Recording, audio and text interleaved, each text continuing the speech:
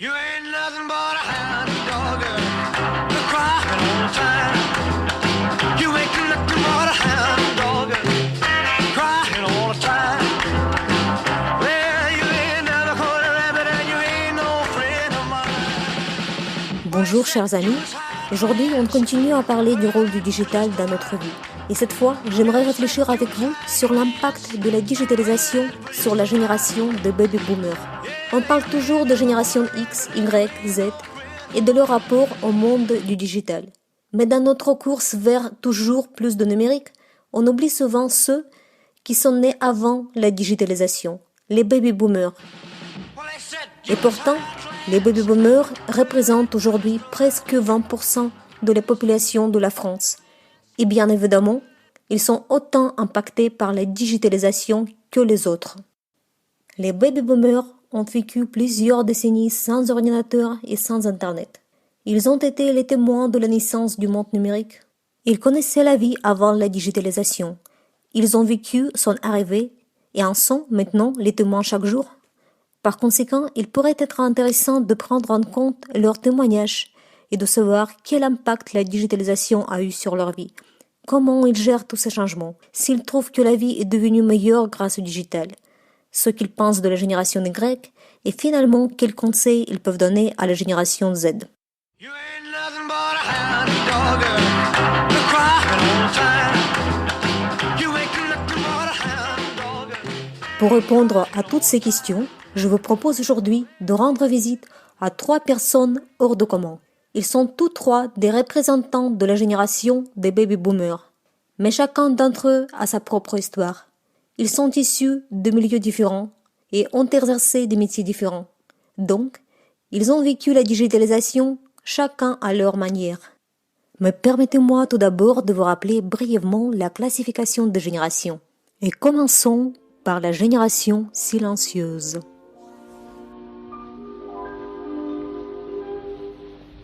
La mer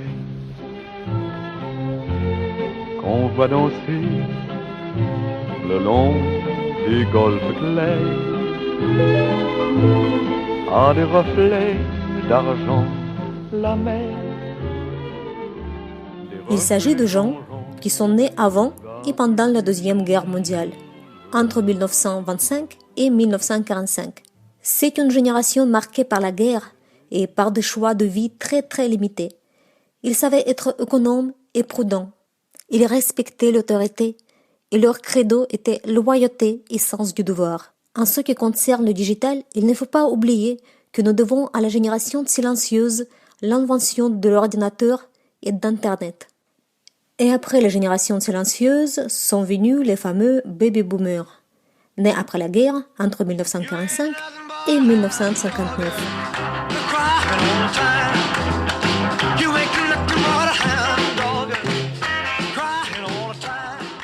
Les baby boomers ont connu le rock'n'roll et ont été à l'origine du mouvement Peace and Love. Cette génération croyait à la Dolce Vita et l'a vécu, chacun à sa manière. Les hippies aspiraient à une liberté absolue. Les artistes, les comédiens, les chanteurs étaient adulés par les foules. Les hommes d'affaires profitaient d'une croissance économique unique dans l'histoire de la France moderne. Pour ces derniers, le travail et la carrière jouaient un rôle primordial. Ils considéraient l'entreprise comme une deuxième famille et très souvent restaient au sein de cette famille toute leur vie. Ils respectaient l'autorité et la structure hiérarchique et leur maître mot était accomplissement dans le travail.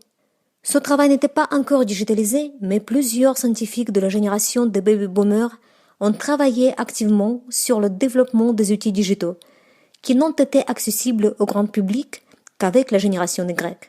Mais ne brûlons pas les étapes. Après les baby boomers, il y a eu la génération X, née entre 1960 et 1979.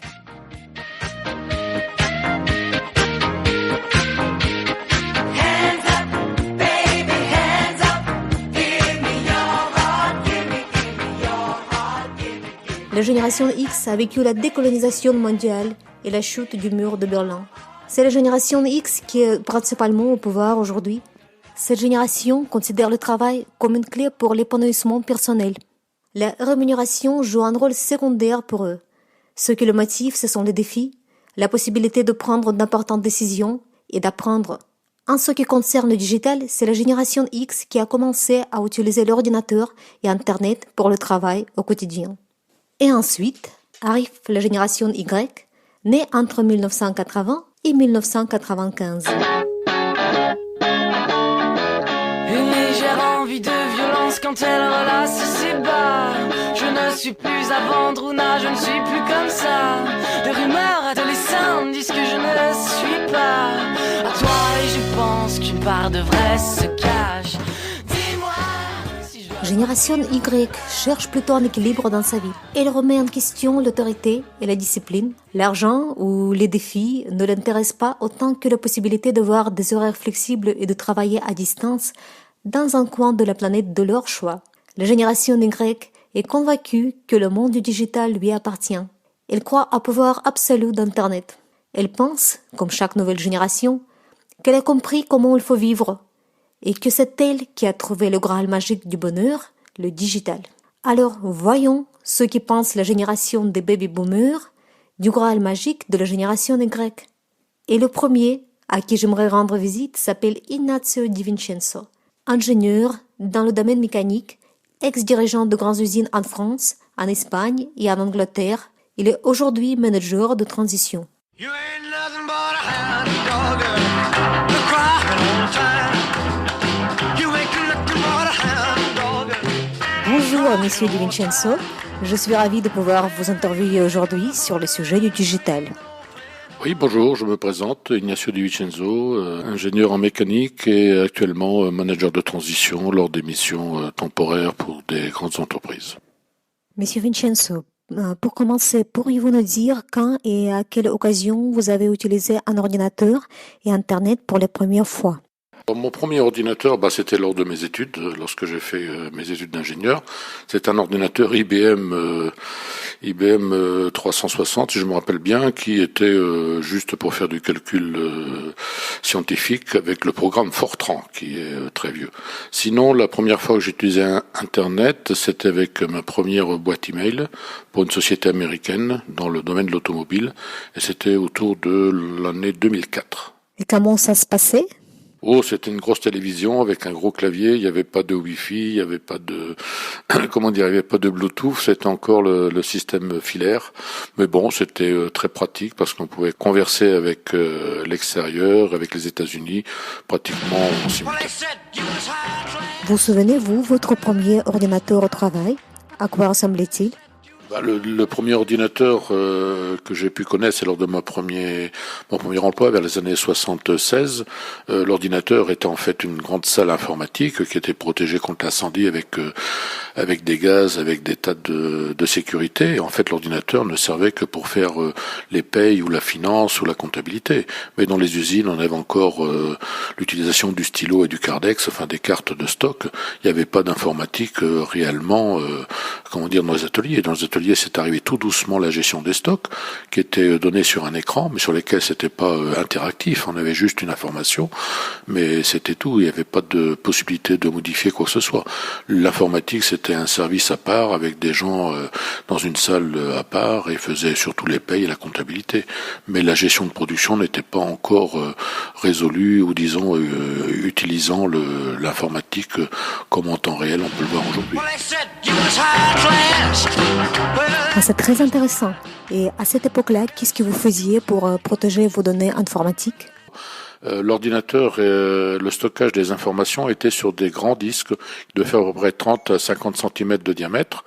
Et c'était tous les soirs ou disons toutes les semaines, une sauvegarde était faite, était placée à Paris dans une banque qui les mettait sous une cloche, et la cloche était immergée ensuite dans l'eau pour éviter le vol des informations. Mais à l'époque, il y avait toutes les informations des grandes sociétés, des grandes banques, tout était sur les disques. Et pour éviter le vol d'informations physiques à l'époque, ce coffre-fort était utilisé par les grandes sociétés pour protéger leurs données. C'est un système de sécurité très impressionnant. Monsieur Di Vincenzo, aujourd'hui vous continuez à effectuer des missions très complexes et de grande ampleur. Utilisez-vous les outils digitaux au travail? Et croyez-vous qu'il soit possible aujourd'hui de gérer une usine sans être à l'aise avec le digital? Bah, avec le digital ne comprend pas uniquement la forme de communication entre les hommes, ça comprend aussi une façon de gérer. Les gérer une entreprise, c'est avoir un reporting permanent, dire avoir en permanence des paramètres de la production, de la comptabilité, des finances en permanence. Et aujourd'hui, sans ordinateur, on n'est pas capable de gérer.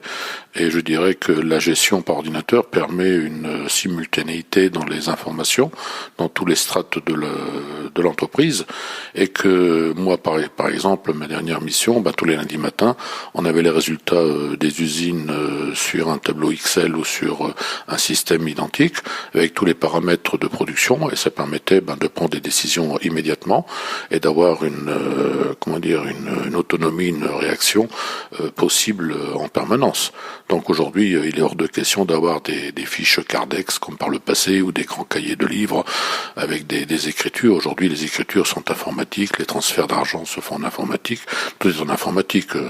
C'est comme si vous vous trouvez à cheval devant un feu rouge en disant ça sert à quoi. Il faut être au goût du jour, on va dire. Voilà. Et avec votre permission, j'aimerais vous poser une question personnelle. Êtes-vous présent sur les réseaux sociaux?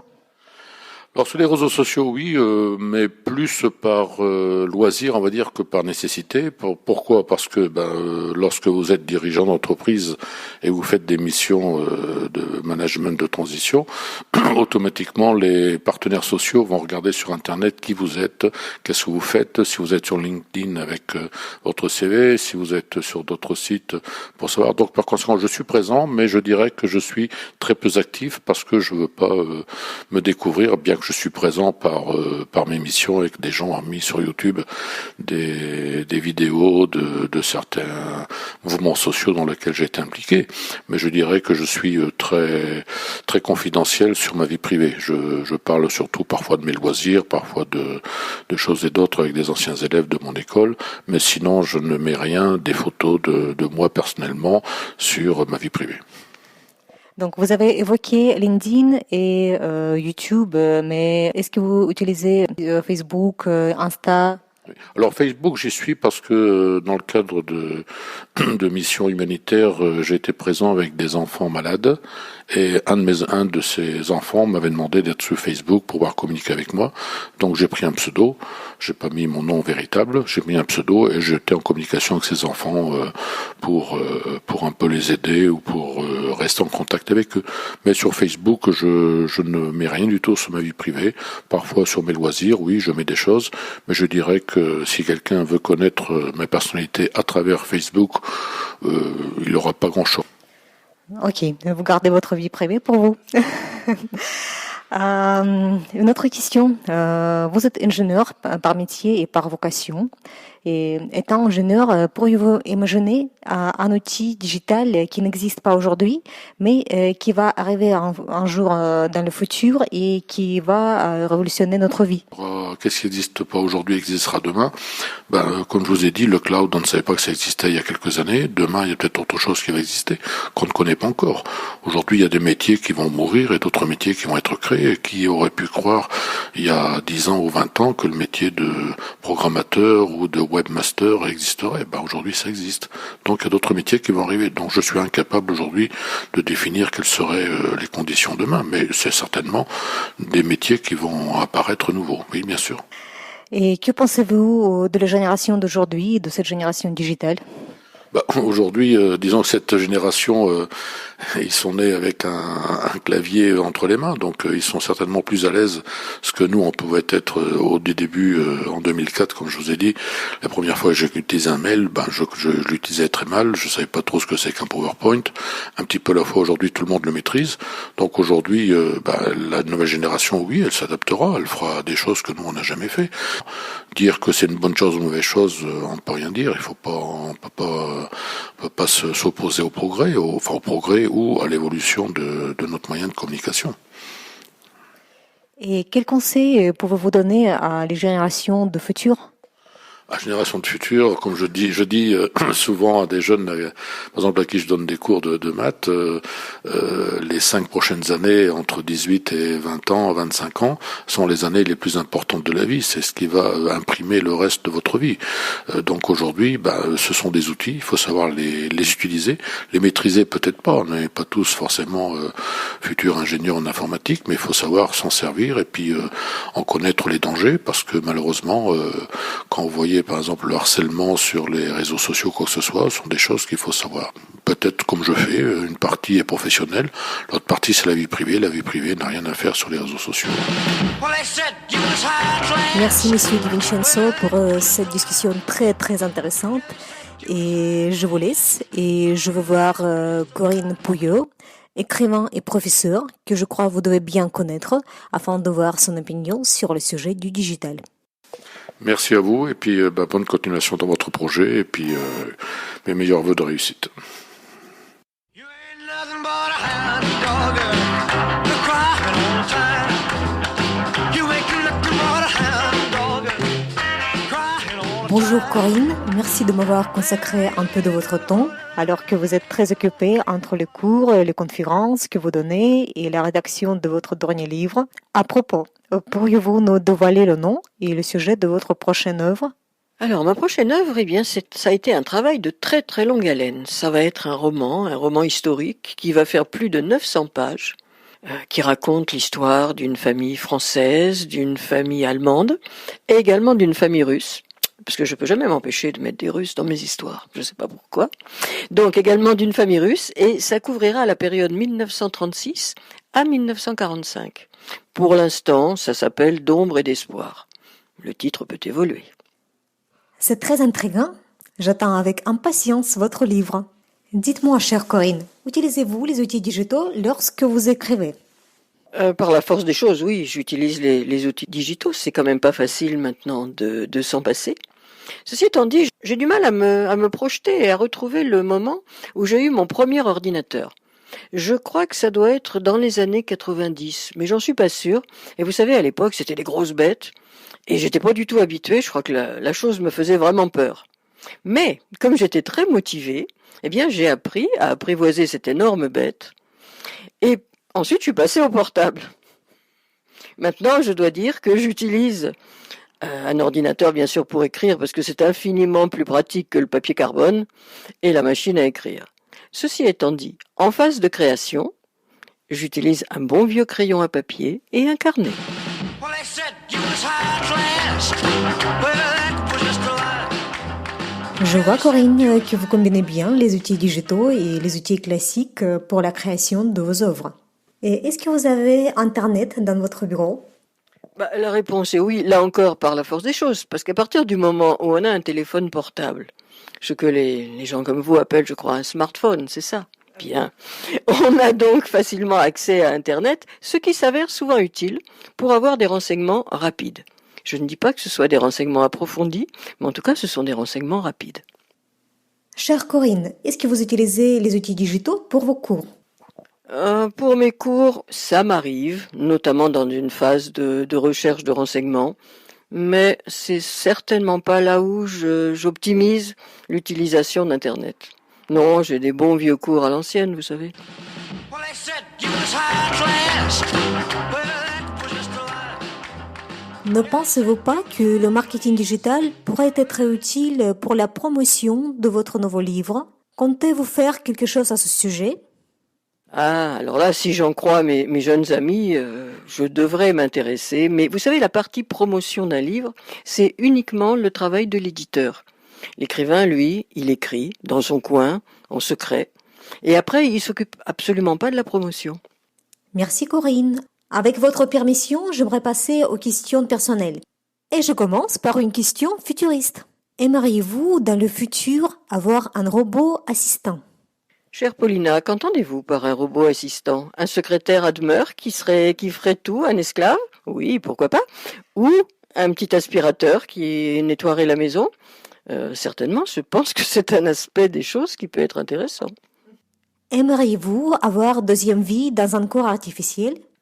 Alors là, sincèrement, je ne crois pas. Que ferais-je d'une deuxième vie Si vous me posez la question s'il y a une vie après la vie, là on entre dans un côté métaphysique et philosophique qui ne concerne pas cette interview. Mais une vie de robot, comment il s'appelait là? Robocop? Peut-être pas. Well, they said you was high class. Well, that was just a lie. Merci Corinne, et revenons sur Terre. Est-ce que le nouveau service sur Internet, comme payer les factures d'électricité ou les impôts, vous aide ou au contraire complique vos démarches? Alors ça, chère Paulina, là vous touchez à un point vraiment noir de l'utilisation d'Internet. Pour être très franche, ça me complique la vie. Bien souvent, je bloque tous les serveurs, je sais pas où aller, je sais pas quelle fenêtre ouvrir. Et si je n'avais pas, pour m'aider, des gens un petit peu plus jeunes et un peu moins bêtes, je crois que vraiment je ne m'en sortirais pas.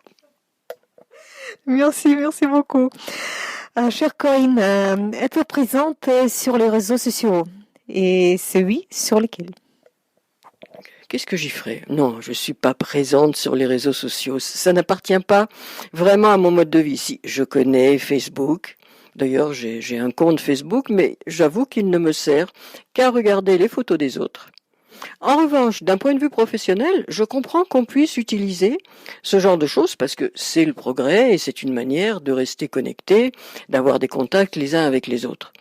Mais admettons que je sois pas encore tout à fait perméable. Corinne, à votre avis, est-ce que la digitalisation va continuer à changer nos coutumes et notre façon de vivre? Je pense, tout en n'étant pas très branché sur le sujet, je pense quand même que d'une certaine manière, la digitalisation a déjà changé notre mode de vie, notre mode de pensée. Que ce soit pour le mieux ou pour le pire, je ne suis pas vraiment capable de répondre à la question. Le fait est qu'elle existe, qu'elle se développe, donc il faut en tenir compte. L'ignorer serait pas raisonnable. Quant à l'utiliser, ça c'est une autre affaire. Merci Corinne. Et qu'est-ce que vous pensez de la génération d'aujourd'hui? Et est-ce que vous savez pourquoi on appelle cette génération Y? Alors figurez-vous que c'est un terme qui m'était quand même assez étranger, génération X, Y, Z. Donc là encore, je suis allé à la pêche au renseignement et j'ai fini par apprendre que tout partait de la génération Y. Pourquoi? Parce que ces jeunes avaient des écouteurs dans les oreilles et quand on les regarde, ça forme un Y. Alors, on vous donnera des explications sociologiques bien plus intellectuelles, mais en fait, il paraît, d'après mes sources sont des sources de sociologues, il paraît qu'en fait, ça vient de là, et que sur cet Y, c'est greffé la notion de X et de Z. À vérifier quand même. Chère Corinne, vous n'arrêtez pas de me surprendre. Et quels conseils pourriez-vous donner à vos petits-enfants, à notre future génération? Vous savez, la vie m'a quand même appris assez peu de choses, j'estime. On apprend tous les jours et on doit encore en apprendre beaucoup. Mais une des choses que j'ai apprises, c'est qu'on n'a pas énormément de conseils à donner aux autres. Ce qu'on peut, c'est leur montrer un certain exemple, leur montrer un mode de vie, leur montrer une philosophie, leur montrer une façon de penser ou d'être. Pour le reste, ils feront petit à petit leur expérience. On peut être là, à l'écoute de ce dont ils ont besoin, à l'écoute de ce qui leur fera plaisir, de temps en temps les mettre sur un chemin un peu plus droit que celui qu'ils emprunteraient. Bon, mais vous savez, les gens n'écoutent pas toujours les conseils. Merci beaucoup Corinne pour vos réponses sincères et pour votre sens de l'humour. Sur cette bonne note, je vous quitte pour aller voir Monsieur Pierre Vaubaillon, un de vos étudiants en russe, pour avoir encore un point de vue sur le digital.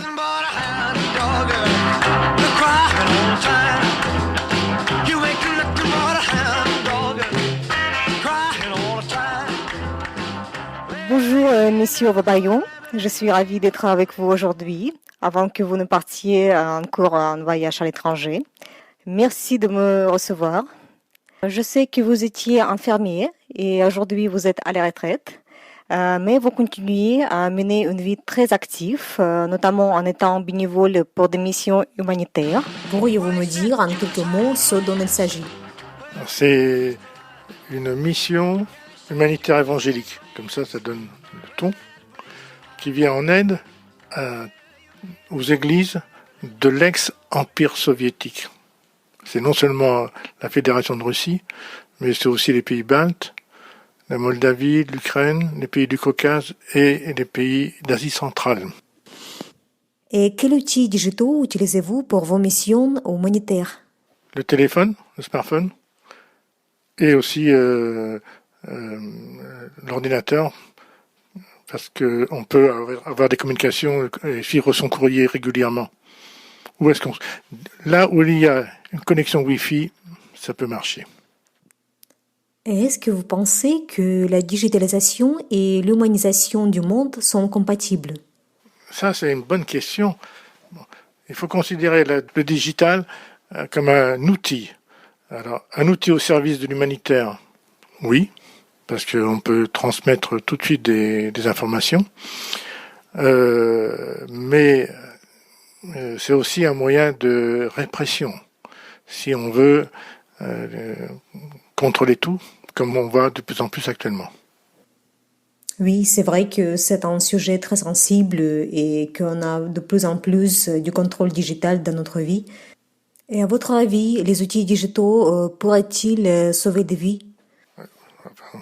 Je l'espère. Mais oui, parce que ça permet d'agir très très vite. Dès qu'on a une information, on peut la transmettre à qui on veut et en conséquence, agir. Ça, dans le cadre de la mission, récemment, il y avait une famille assez pauvre qu'on nous a transmis et tout de suite on a transmis l'information aux membres de l'association qui ont transmis chacun à d'autres personnes et il y a eu comme résultat des dons qui ont été envoyés. C'est assez, ça, de ce côté-là, oui. Mais bon, le digital va aussi avec la mondialisation et ça, c'est une autre affaire. Well, they said you was high class.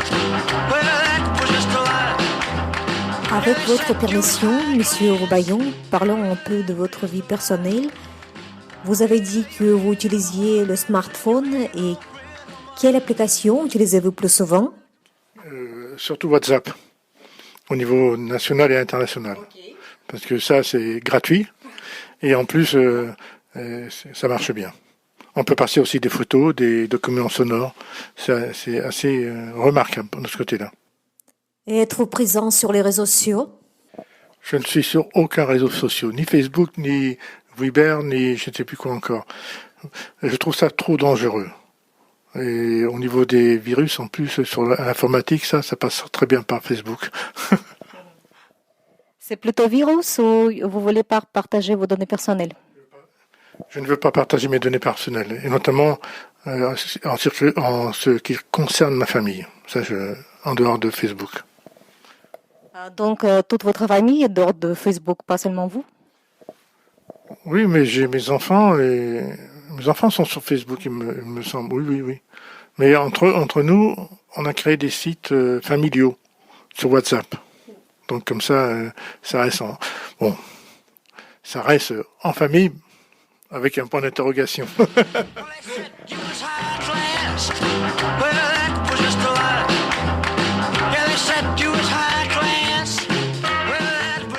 Et en ce qui concerne les objets connectés, est-ce que vous avez quelques objets connectés à la maison? Non, c'est vrai que en dehors de la Wi-Fi qui est à l'intérieur à partir de la box, donc tout ce qui est ordinateur, téléphone, c'est connecté. Mais en dehors de ça, tout ce qui est domotique, ce qu'on appelle la domotique, non, j'ai rien. Pensez-vous les avoir un jour? Je suis locataire, donc je tiens pas à faire des frais.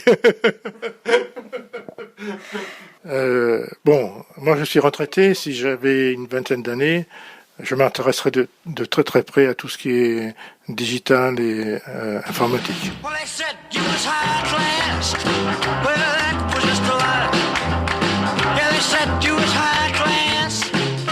Monsieur Roubaillon, à votre avis, est-ce que la digitalisation change nos habitudes et notre façon de vivre? Oui, ça change énormément. Je suis né après la guerre et on a découvert les mobylettes. Donc les mobylettes, on n'avait pas de télévision à la maison, sauf lorsque j'ai eu 18 ans. Bon, ça a changé la vie. Et aujourd'hui, c'est vrai que sans ordinateur, sans smartphone, je ne sais pas comment on ferait. Et puis, il faut vivre avec son temps. et se mettre comme les gens vivent. Bon, pour moi, j'y vais avec un peu plus de recul, mais si j'avais l'âge de mes enfants, ça j'irais à fond dedans parce que c'est vraiment un outil. Faut être de son époque. C'est très très bien dit. Et que pensez-vous de la génération d'aujourd'hui, la génération qu'on appelle génération Y? Il s'agit de gens qui ont aujourd'hui entre 24 et 39 ans. Et la génération avant, c'est la génération X, et la génération après, c'est la génération Z. Hey, X, Y, Z, hein, c'est la fin de l'alphabet. Serait-ce un signe pour la fin du monde? Étonnant. Bien, non, mais c'est... Je savais pas, X... Enfin, non, c'est pas... Ouais, mais il faut être de son temps. Hein. Il faut s'adapter à la situation et prendre les outils qu'on nous donne. Et quel conseil pourriez-vous donner à la génération Z? Ça, je ne peux pas dire, parce que quand on voit les événements à laquelle ça va très très vite tout de suite, j'ai aucune réponse. Si ce n'est une réponse chrétienne, mais ça c'est une autre affaire. Monsieur Vaubaillon, j'ai la dernière question à vous poser. Écoutez-vous des podcasts? Non. Je sais que ça existe, mais je n'ai pas regardé et je n'écoute pas de podcast. J'ai pas le temps. Mais quand même, désormais, vous avez une très bonne raison de commencer à écouter des podcasts. Je vous invite d'écouter votre premier podcast, celui-ci qu'on vient d'enregistrer avec vous. You ain't nothing but a hound dog, crying all the time. You ain't nothing but a hound dog. Chers amis, merci de m'avoir accompagné aujourd'hui. La rencontre avec les 3 personnes que j'ai interrogées nous confirme que la digitalisation joue un rôle important dans la vie de la génération de baby boomers et qu'ils savent bien s'en servir. Mais les 3 protagonistes de ce podcast soulignent qu'ils n'utilisent le digital que pour le travail, les missions et les communications professionnelles et qu'ils gardent leur vie privée en dehors de l'œil du numérique. Est-ce un bon exemple à suivre? Qu'en pensez-vous? Et n'oublions pas leurs conseils. Les outils numériques doivent être au service de l'humanité et pas le contraire.